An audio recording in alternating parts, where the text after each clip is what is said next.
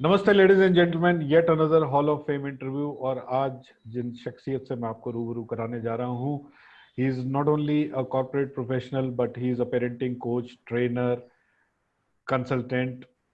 सो let us welcome mister Pramil Mishra. Pramil ji, बहुत बहुत स्वागत आपका। धन्यवाद सर। नमस्कार। सो प्रमील जी, सबसे पहले तो आपका इंट्रोडक्शन। इंट्रोडक्शन सर आपने कर ही दिया अच्छे से। मैं कॉर्पोरेट प्रोफेशनल हूँ, 20-22 सालों से जॉब कर रहा हूँ।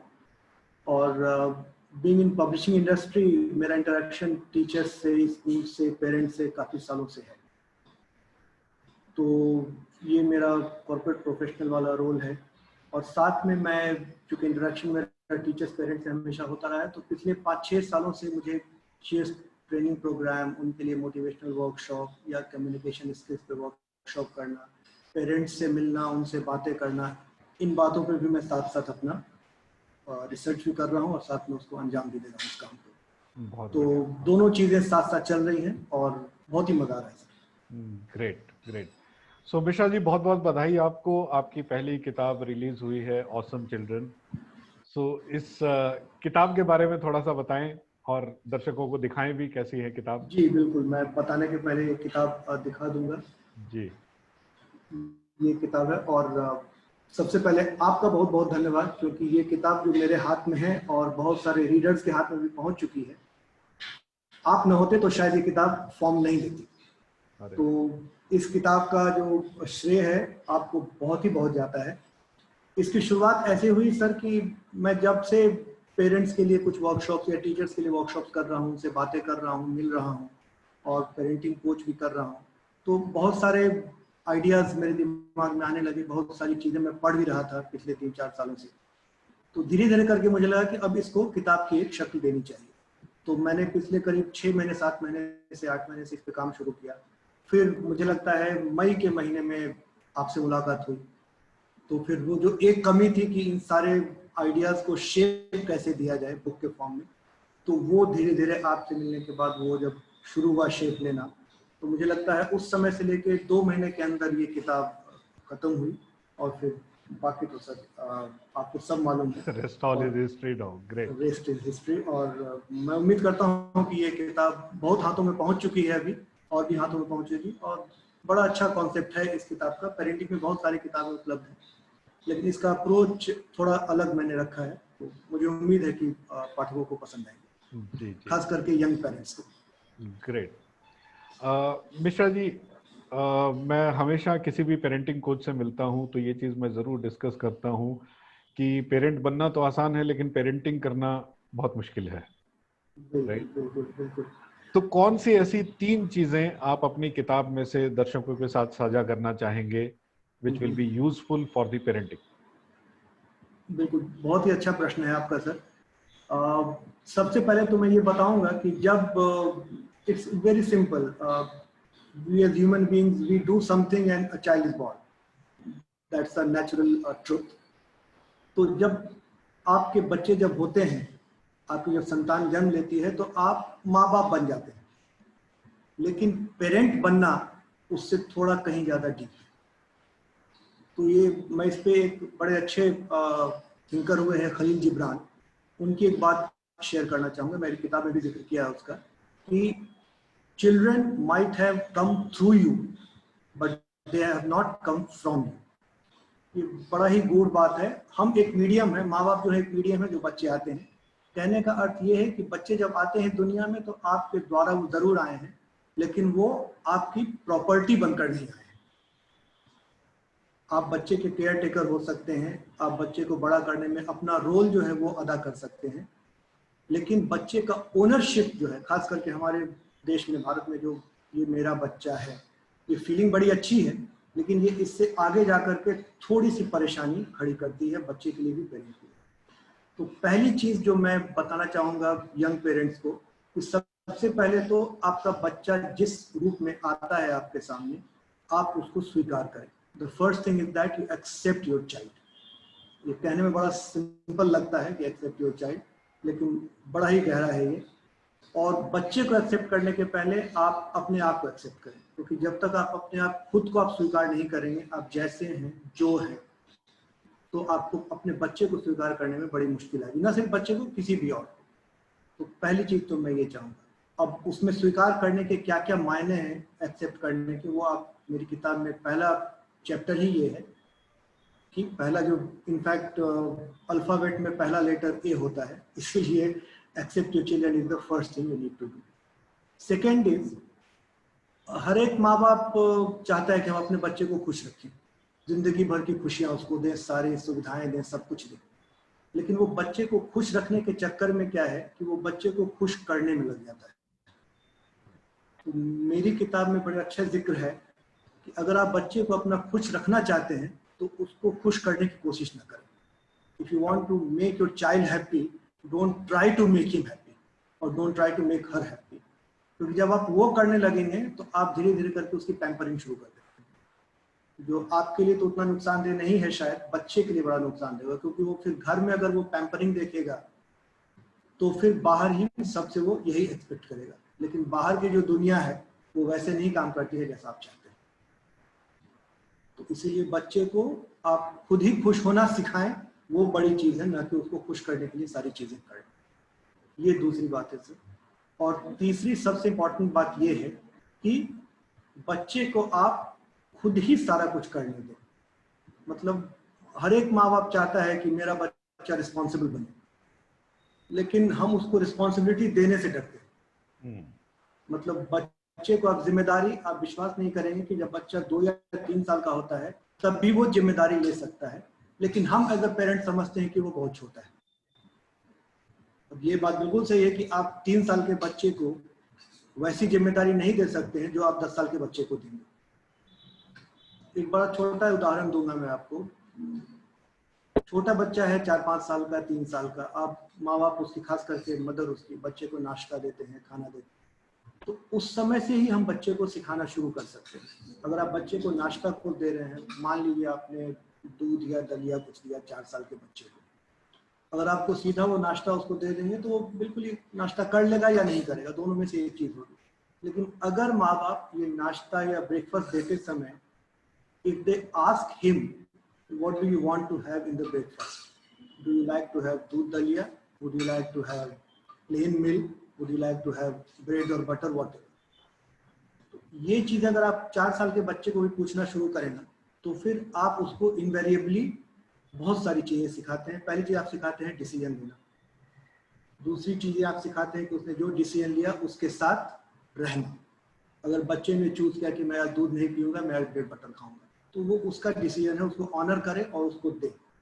मैक्सिमम क्या होगा, बच्चे को लगा कि मुझे ब्रेड बटर नहीं अच्छा लग रहा है, तो फिर वो दोबारा दूसरी चीज मांगेगा। लेकिन वो सब खुद करेगा। वो जो निर्णय लेगा उसके साथ वो रहेगा। उसका निर्णय सही लगेगा उसको तो उसको अच्छा लगेगा, नहीं होगा तो वो दूसरा निर्णय लेना सीखेगा। तो आप इसमें बच्चे को you teach decision making, research. ये बहुत भारी शब्द लगते हैं सुनने में 4-5 साल के बच्चे के कॉन्टेक्स्ट में, लेकिन एक्चुअल रियलिटी यही है सर। अगर आप इस तरह के एज से सिखाना शुरू करें, ये एज अप्रोप्रिएट होना चाहिए, यही मेरा कहना है। ये बहुत तो बढ़िया, बहुत खूबसूरत बात कही आपने। तो ये 3 चीजें हैं, तो बाकी चीजें फिर आने लगती हैं। बिल्कुल बिल्कुल। और ये जो डिसीजन मेकिंग वाली चीज है, जो लोग पोस्ट ग्रेजुएशन में जाके सीखते हैं, क्यों ना उसकी नींव घर से ही शुरुआत कर दी जाए। जी बिल्कुल बिल्कुल तो सर। एक ऑटोमेटिक सी बात है कि जो चीज जल्दी सीखी होगी वहां पे एक्सपेरिमेंट्स भी होंगे, फेलियर्स भी होंगे, और अल्टीमेट जब तक आप उस उम्र तक पहुंचते हैं जहां पे आपको परफॉर्म करना है कॉर्पोरेट में, एंटरप्रेन्योरशिप में, लाइफ में, वहां पे आपके पास एक बना बनाया बेस है। तो बहुत ही अच्छी बात कही आपने, बहुत ही अच्छी चीज लगी मुझे। जी बिल्कुल सर। दूसरी एक चीज और प्रमील मिश्रा जी मैं जानना चाहूंगा हमारे दर्शकों के लिए, जी और मैं हर पेरेंटिंग कोच से सवाल भी करता हूं कि स्क्रीन टाइम कितना होना चाहिए बच्चे के लिए, टीवी का, मोबाइल का, सब मिला जुला के। सर ये बड़ा पर्टिनेंट क्वेश्चन है, और आज के डेट में जब से हम कोविड से जूझ रहे हैं तब से और ज़्यादा हो गया है। लेकिन आप अगर मुझसे पूछेंगे तो मैं बताऊंगा इसका एक यूनिवर्सली एक्सेप्टेड आंसर नहीं हो सकता है।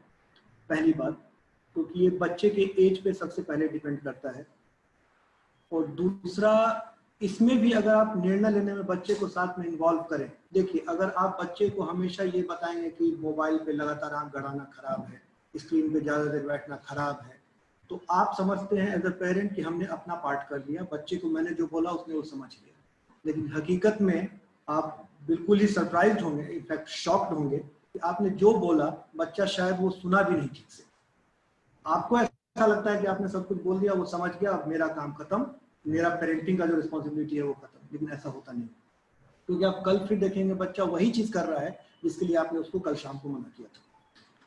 तो इसीलिए बच्चे को जब तक खुद से आप सेंस नहीं करवाएंगे कि ये बुरा है, मतलब बहुत ज्यादा स्क्रीन पे देखना बुरा है, तब तक वो नहीं समझेगा। हाँ, लेकिन कुछ चीजें ऐसी हैं जो इन्फोर्स करनी पड़ती हैं पेरेंट्स को, तो वहां पे पेरेंट्स को नहीं पीछे हटना, हम सारा कुछ बच्चे पे नहीं छोड़ सकते।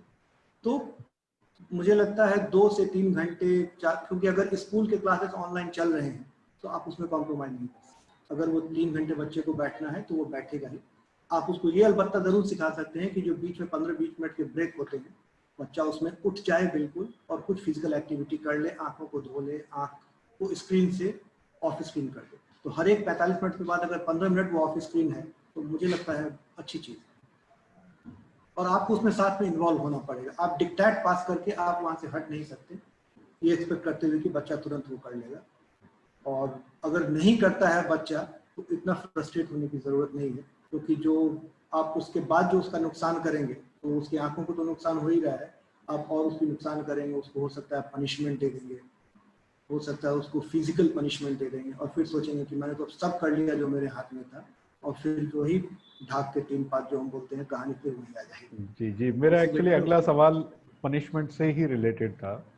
जी एक वक्त था जब स्कूलों में भी फिजिकल पनिशमेंट्स होते थे, जो हमारा जो टाइम था जब हम स्कूल में थे। तो अभी जी आजकल ठीक है, स्कूल से वो सब चीज़ें हट गई हैं, बट फिर भी कभी कभी ये नोटिस में आता है कि कुछ पेरेंट्स जो हैं पनिशमेंट का सहारा लेते हैं बच्चों को समझाने सिखाने के लिए।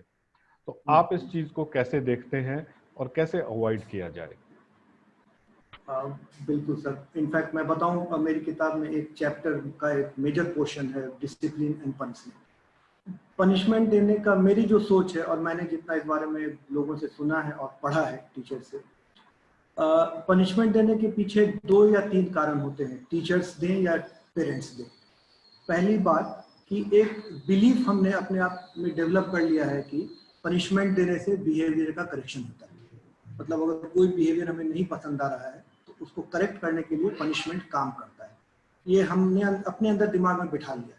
वो काम करता है कि नहीं करता है हमने कभी जानने की कोशिश नहीं की, पहली बात। दूसरी बात, पनिशमेंट हम क्यों देते हैं, टीचर्स खास करके या पेरेंट्स, कि हमको और कुछ नहीं आता है। बच्चे को पनिश करने के अलावा हमको और कुछ नहीं आता है, इसीलिए हम पनिशमेंट देते हैं। और तीसरी जो सबसे इंपॉर्टेंट बात है कि चूंकि हम बच्चे से नाराज हैं, हम एंग्री हैं, इसलिए हम पनिशमेंट देते हैं। तो पेरेंट्स को और टीचर्स को ये सोचना पड़ेगा कि अगर हम अपना एंगर सैशिएट करने के लिए पनिशमेंट दे रहे हैं तो थोड़ा रुक के सोचना पड़ेगा। तो पनिशमेंट देने का आपका पर्पस एक्चुअली क्या है और क्या पर्पस आप सॉल्व कर रहे हैं। क्योंकि पनिशमेंट और डिसिप्लिन दोनों अलग अलग नहीं है सर, मतलब दोनों ऑपोजिट डायरेक्शन में नहीं जाते हैं, दोनों एक दूसरे को रेनफोर्स करते हैं। ये इनफैक्ट मैं नहीं कह रहा हूँ, ये जो बच्चों और टीचर के मामले में एक बड़ा नाम है कैरोल ड्वेक का और हेम जिनॉ का। हेम जिनॉ जो 20वीं शताब्दी में, मतलब उनको पेरेंटिंग सेज या चिल्ड्रन सेज कहा जाता था, उनका। Discipline and punishment and discipline, they don't cancel each other, they reinforce each other. Discipline and punishment and misbehavior. अब बच्चे को जितना पनिश करेंगे उसका मिसबिहेवियर उतना ही बढ़ता जाएगा। क्योंकि मैंने कई बार शिकायतें सुनी है कि मेरा बच्चा ढीठ हो गया, जो हमारे यहाँ शब्दों में बोलते हैं ढीठ हो गया है, वो बात नहीं सुनता है, मैं तो उसको इतना मारती हूँ, इतना पीटता हूँ, उसको रूम में बंद कर देता हूँ, फिर भी नहीं सुधरता। तो एग्जाम्पल तो आपके सामने है कि पनिशमेंट से बच्चा नहीं सुधर रहा है, तो फिर सवाल है कि करें क्या। तो आपको एक पैरेलल एक्टिविटी खड़ी करनी पड़ेगी at a time of punishment. जब आपके दिमाग में यह आए कि मुझे बच्चे को पनिश करना है, आप उसको किसी और चीज में इन्वॉल्व कर दें और थोड़ी देर के लिए खुद भी इन्वॉल्व हो जाए। लेकिन इसके लिए सबसे पहले आपको बिल्कुल ही एक्सेप्ट करना पड़ेगा कि पनिशमेंट काम नहीं कर रहा है। जब तक आपका बिलीफ वो नहीं हटेगा, आप पनिश करते रहेंगे, रिजल्ट नहीं आएगा। आप फिर और ज्यादा सीवियर पनिशमेंट करेंगे या अलग तरह की पनिशमेंट करेंगे, उससे भी रिजल्ट नहीं आएगा, so on and so fourth. तो पनिशमेंट काम नहीं करता है सर, जो मेरा मानना है। बिल्कुल बिल्कुल बिल्कुल, बहुत ही अच्छे से आपने समझाया इस चीज को कि पनिशमेंट देने से बिहेवियर चेंज नहीं होता है और वो अल्टीमेटली नेगेटिव रिजल्ट ही प्रोड्यूस करेगा। तो उसके लिए सबसे जरूरी है कि पेरेंट्स में पेशेंस हो इस चीज को समझने का और अपने बच्चों के साथ खड़े होने का, उनका एक्टिविटीज डाइवर्ट करें, उनको तफसील से समझाएं कि किस चीज का क्या पॉजिटिव इम्पैक्ट है, क्या नेगेटिव इम्पैक्ट है। बिकॉज मेरा ये मानना है कि life is all about making the choices. जहां पे बच्चों को अगर हमने चूज करना सिखा दिया कि क्या गलत है और क्या सही है, perhaps parenting duty is done. बिल्कुल सर, बिल्कुल। और ये जो आपने बोला, इसमें एक दो चीज और मैं ऐड करना चाहूंगा। ये गलत सही की जो परिभाषा है, वो भी हम थोड़ा सा हमारे अंदर जो उसकी परिभाषा हमने जैसे डिफाइन किया गलत सही को, हमेशा बच्चे के लिए वही सही हो वो जरूरी नहीं। तो थोड़ा सा हमको उसमें भी लिबरल होना पड़ेगा। कुछ यूनिवर्सली एक्सेप्टेड चीजें हैं जो गलत है तो गलत है। किसी को फिजिकली मारना गलत है, चोरी करना गलत है, झूठ बोलना गलत है, गंदगी करना गलत है। तो ये सब चीजें गलत है। लेकिन बहुत सारी ऐसी चीजें हैं जो हमारे कल्चर में हो सकता है गलत हो या हमारे टाइम में गलत रही हो, अब वो एक्सेप्टेड है। तो उसके लिए भी थोड़ा सा लिबरल होना पड़ेगा और बच्चे का व्यू पॉइंट भी सुनना पड़ेगा और समझना पड़ेगा। बिल्कुल बिल्कुल। और बहुत सारी चीजें तो ऐसी हैं जिसमें सिर्फ परसेप्शन से ही बहुत सारी चीजें बदल जाती है। आप उसको किसी और नजरिए से देख रहे हैं, बच्चा किसी और नजरिए से देख रहा है, बट एक तीसरा पहलू भी है जो वास्तविक, जो यथार्थ है, जो सच्चाई है। बिल्कुल बिल्कुल, ऐसा भी हो बहुत सही सकता बात है। सर, बहुत अच्छी बात है। बहुत मजा आ रहा है प्रमील जी आपसे डिस्कशन करके। और आपके साथ एक इंटरव्यू हम और भी करेंगे, इन डेप्थ इंटरव्यू करेंगे, जिसमें हम पेरेंट्स को भी इनवाइट करेंगे और वहां पे हम रियल टाइम समस्याओं के बारे में बात करके आपसे सलाह लेंगे। जाते जाते क्या मैसेज देना चाहेंगे पेरेंट्स को, क्या मैसेज देना चाहेंगे जो आपने अपनी किताब के थ्रू पहुंचाया है लोगों तक? जी, मैसेजेस दरअसल सर बहुत सारे हैं, लेकिन एक बहुत ही खास मैसेज जो मैं देना चाहूंगा कि कोई भी माँ बाप सुबह ये सोच के नहीं उठते कि आज तो मैं अपने बच्चे का जीना आराम कर दूंगा, मैं उसको इतना पनिशमेंट दूंगा, मैं उसको इतना टॉर्चर करूंगा, उसको पढ़ाई के लिए इतना बोलूंगा, ये सोच के कोई सुबह नहीं उठता। लेकिन शाम होते होते, सारे तो नहीं लेकिन बहुत सारे पेरेंट्स हैं जो एक्चुअली यही कर देते हैं। तो बच्चे को प्यार करना सीखें। Actually every parent love children, मैंने आज तक ऐसा पेरेंट नहीं सुना जो अपने बच्चे को प्यार नहीं करता है। लेकिन फिर भी प्रॉब्लम्स आ रही हैं, बहुत सारी प्रॉब्लम्स आ रही हैं। इसका मतलब है कि हमको बच्चे को प्यार करना भी सीखना पड़ेगा। इसमें कोई दो राय नहीं है कि आप बच्चे को अनलिमिटेड प्यार करते हैं, बहुत सारा प्यार करते हैं बच्चे को, लेकिन आप बच्चे को कैसे प्यार करते हैं ये भी इंपॉर्टेंट है sir. How much you love your children is definitely the most important thing, but how you love them, this is also important. Love का मतलब ये नहीं कि हमेशा अरे मेरा प्यारा बेटा, मेरा प्यारा बच्चा, बैठो ये करो, तुम्हारा सारा काम मैं करूंगा, ये प्यार नहीं है सर। तो वो थोड़ा सीखना पड़ेगा। और एक चैप्टर में मैंने बड़ा जिक्र किया है कंडीशनल और अनकंडीशनल लव का।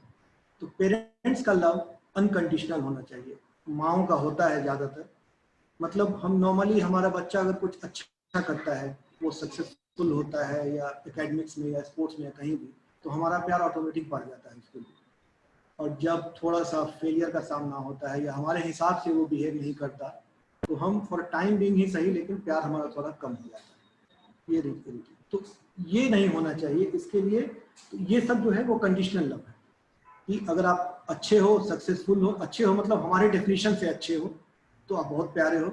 अगर आप हमारे डेफिनेशन से थोड़े गंदे बन गए, तो फिर हमारा प्यार उस टाइम के लिए तो खत्म हो गया। ये नहीं होना चाहिए। तो मैं एक लास्ट मैसेज यही देना चाहूंगा कि अपने बच्चे को प्यार करें और अनकंडीशनली करें, चाहे कुछ भी हो जाए, आपकी प्यार में कमी नहीं आनी चाहिए। Correct correct correct. Pramil ji, और चलते चलते एक सवाल और छोटा सा जहन में आ गया कि बहुत बार क्या करते हैं पेरेंट्स परफॉर्मेंस को रिवॉर्ड के साथ एसोसिएट कर देते हैं कि बेटा ये स्पोर्ट्स एक्टिविटी में तू फर्स्ट आएगा तो मैं तेरे को साइकिल लेके दूंगा, तेरे 90% मार्क्स आएंगे तो मैं तुझे PS4 गेम लेके दूंगा, तुम अगर ऐसा करोगे तो मैं तुमको ये लेके दूंगा। ये जो स्ट्रेटजी है रिवॉर्ड और परफॉर्मेंस वाली, इस चीज को आप कैसे देखते हैं एज अ पेरेंटिंग कोच?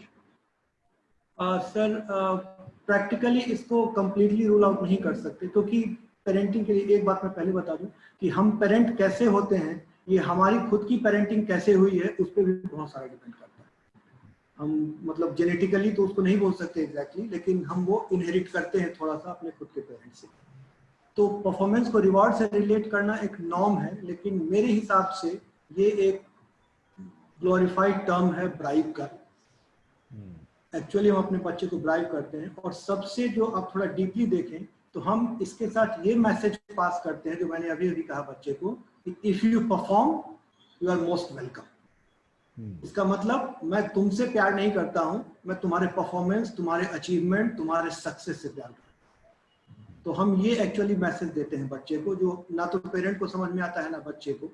तो बच्चा फिर धीरे धीरे क्या करता है कि बच्चे को अगर फेलियर का सामना करना पड़ता है या वो उस लेवल का परफॉर्मेंस नहीं कर पाता है, तो उसको लगता है कि अब तो मुझे लगता है रिवॉर्ड तो दूर की बात है, मुझे प्यार भी कम है। तो हमेशा रिवॉर्ड परफॉर्मेंस को नहीं दें, बच्चा आपके जिस फॉर्म में है उसको ही रिवॉर्ड करें। क्योंकि एक बड़ी अच्छी लाइन है कि बच्चे को आपका प्यार, अप्रिसिएशन, केयर पाने के लिए कुछ करने की जरूरत नहीं है। वो आपका बच्चा है, यही रीजन इनफ है, इससे ज्यादा रीजन की जरूरत है। तो परफॉर्मेंस रिवॉर्ड वाला जो लिंक है वो थोड़ा डेंजरस हो जाता है आगे चलकर। ग्रेट ग्रेट, बहुत ही बढ़िया बात की। और मैं चाहूंगा कि थोड़ी सी रोशनी चलते चलते इस चीज पे और डाल दें। वैसे तो बहुत मजा आ रहा है आपसे बात करते हुए, इतनी सारी चीजें सीखने को मिल रही है, एंड आई एम श्योर जो लोग ये इंटरव्यू देख रहे होंगे यूट्यूब पे या फेसबुक पे, जब हम इसको पोस्ट करेंगे तो बहुत सारी इंफॉर्मेशन उनको भी मिलेगी। फेलियर को हैंडल करना, ये बच्चे को कैसे सिखाया जाए? बिकॉज बहुत सारे केसेस आजकल ऐसे आते हैं कि पढ़ाई में परफॉर्म नहीं कर पाया तो फेलियर हैंडल नहीं हुआ, राइट? अगर बोर्ड में अच्छे मार्क्स नहीं आए तो फेलियर हैंडल नहीं कर पाए। तो वहां पे पेरेंट्स का रोल कैसा होना चाहिए, कैसे अपने बच्चे को फेलियर को हैंडल करना सिखाए? बड़ा सेंसिटिव टॉपिक है सर, और खास करके एग्जाम्स के टाइम में या रिजल्ट्स के टाइम में हम आए दिन न्यूज़पेपर में पढ़ते हैं तो बड़े अनफॉर्चुनेट इंसिडेंट्स होते हैं। 15, 14, 10, 12 साल के बच्चे सुसाइड अटेम्प्ट भी करते हैं इस वजह से सिर्फ। तो मुझे लगता है इसकी नींव भी बाकी चीज़ों की तरफ बचपन से ही पढ़नी चाहिए। हमारा दिमाग बचपन से ही इतना ज़्यादा सक्सेस ओरिएंटेड है कि हम बच्चे को वही शुरू से डालते हैं दिमाग में। ये इसमें ऐसे कोई बुराई नजर नहीं आती है, सुपरफिशियली आप देखें तो इसमें कोई बुराई आपको नहीं दिखेगी, लेकिन बहुत ही गहरी प्रॉब्लम ये हो सकती है बाद में। सक्सेस के लिए मोटिवेट करना और सिर्फ सक्सेस के लिए ही मोटिवेट करना, ये बड़ा डिफरेंस है। तो बच्चे का जो अपना कॉन्फिडेंस है, उसका आत्मविश्वास है, वो हमने शुरू से उसको बता दिया है कि if you are successful you are confident and then we also love you, like you, we care for you. If you are not successful then your confidence level is down, और कभी कभी तो that level is so much down कि it results into certain things which we actually don't like, it should not happen. अगर हम बच्चे को शुरू से ये बताएं कि उसका जो मोटिवेशन लेवल है या कॉन्फिडेंस का लेवल है, उसको उसके सक्सेस से सिर्फ नहीं जोड़ करके उसने क्या एफर्ट कर रहा है अपने एंड से, उससे जोड़ना अगर सिखाएं तो ये ज्यादा काम करेगा। मेरी किताब में इसका भी जिक्र है। आपने बड़ा अच्छा प्रश्न पूछा कि हम सक्सेसफुल होते हैं तो नेचुरली हमारा कॉन्फिडेंस लेवल बढ़ जाता है, लेकिन अगर साथ साथ हम ये भी देखें कि हमने अगर अपना बेस्ट एफर्ट दे दिया तो उसके बाद हमको थोड़ा रिलैक्स हो जाना चाहिए, क्योंकि वही हमारे हाथ में है। We can only give our 100%, that's it. क्योंकि सक्सेस जो है वो बहुत सारे एक्सटर्नल फैक्टर्स पे भी डिपेंड करता है, फेलियर भी बहुत सारे एक्सटर्नल फैक्टर्स पे डिपेंड करता है जो हमारे कंट्रोल में नहीं है। तो जो चीज़ हमारे कंट्रोल में नहीं है उससे अगर हम अपना कॉन्फिडेंस और मोटिवेशन लेवल रिलेट कर रहे हैं बचपन से, तो वो प्रॉब्लम करेगा ही करेगा। इसीलिए जब आप बिल्कुल अपने आप में आपको लगे कि मैंने मेरे हाथ में जितना भी पॉसिबल था मैंने कर दिया, rest I will wait for the result. तो अगर फेलियर भी होता है, मैं ये नहीं बोल रहा हूँ कि ऐसे करने से आप फेल नहीं होंगे, आप बिल्कुल फेल होंगे, लेकिन तब आप फेलियर के लिए तैयार रहेंगे। रीजन ये है कि मैंने मेरा 100% दे दिया, अब रिजल्ट जो भी हो I am ready to face. तो अगर ये चीज थोड़ा सा बच्चे को शुरू से सिखाए, मतलब 4-5 साल जब वो स्कूल जाता है, और ये सक्सेस फेलियर सिर्फ एकेडमिक्स से रिलेटेड नहीं है, लाइफ में बहुत सारी चीजें आती हैं, आप और भी बेहतर समझते हैं सर। तो उनके लिए भी ये है कि हमने हमारा काम कर दिया तो हमको रिलैक्स होना चाहिए, क्योंकि हम हमेशा अगर सक्सेस ही हमारे दिमाग में रहेगा ना तो हम हमेशा परेशान रहेंगे, और फिर रिजल्ट वही होगा जो फेलियर होने पे होता है। तो प्रोबेबली थोड़ा बहुत तो हम कम कर सकते हैं, ये ओवरनाइट नहीं जाएगा, लेकिन कुछ तो फर्क पड़ेगा। करेक्ट करेक्ट, बहुत अच्छी बात कही आपने। और बच्चों को हमेशा मोटिवेट करना चाहिए सक्सेस के लिए, और सक्सेस अगर ना हो तो क्या, राइट। सो प्रमील जी, बहुत मजा आया आपसे बात करके, और बहुत अच्छी अच्छी चीजें आपने शेयर करी, एंड आई एम श्योर कि जितने भी दर्शक अभी इस इंटरव्यू को देख रहे हैं, they will take help from Pramil Mishra's book Awesome Children. You can go to Amazon and just search with his name along with Awesome Children. और मैं दरखास्त करूंगा प्रमील जी से, जब हम ये इंटरव्यू पब्लिश करेंगे तो इसके नीचे आप कमेंट्स में लिंक डाल दीजिएगा, so that those who are interested they can go to Amazon and they can buy your book. Right. Thank you so much Pramil ji, बहुत बहुत अच्छा लगा, और बहुत बहुत मुबारक आपको पहली किताब के लिए। Thanks a lot. धन्यवाद sir, thank you so much. So ladies and gentleman, ये थे प्रमील मिश्रा जी, जिनसे आज हमने बहुत सारी पेरेंटिंग की बात करी, उनकी किताब के बारे में जाना, और अगली बार फिर आपसे मुलाकात करेंगे एक और हॉल ऑफ फेम इंटरव्यू में। तब तक के लिए नमस्कार, थैंक यू।